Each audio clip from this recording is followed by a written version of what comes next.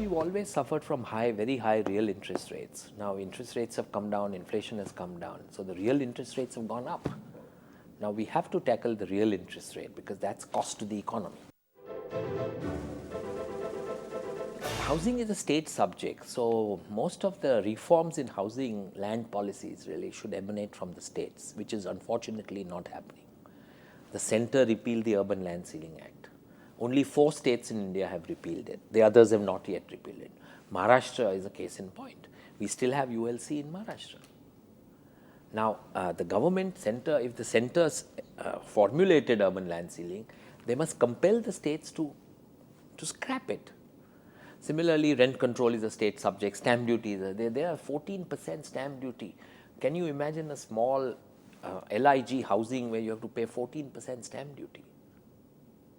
14% stamp duty to the middle income person who is buying a house, putting all his savings, all the borrowing capacity, and he has to pay 14% on the price.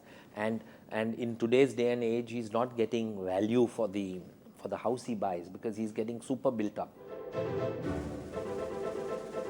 We are certainly experiencing a slowdown in our economic growth, but the whole world is. We are not in isolation. In fact, the impact is much worse elsewhere than in India. We will still show above 5% GDP growth this year, when many countries are going to show negative growths or no growths. The forecast next year is that the world growth is going to be only 2% next year.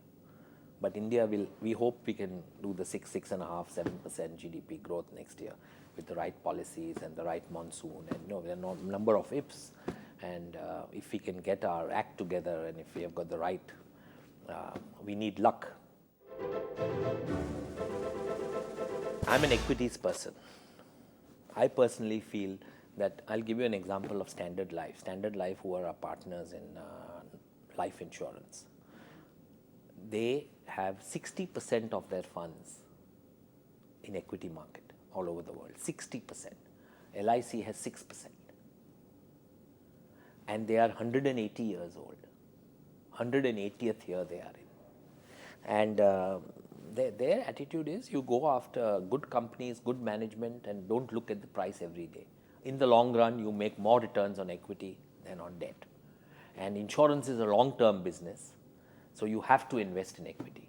I would go for equity investments. And again, it doesn't mean that you can, you have to take the leaders in each industry.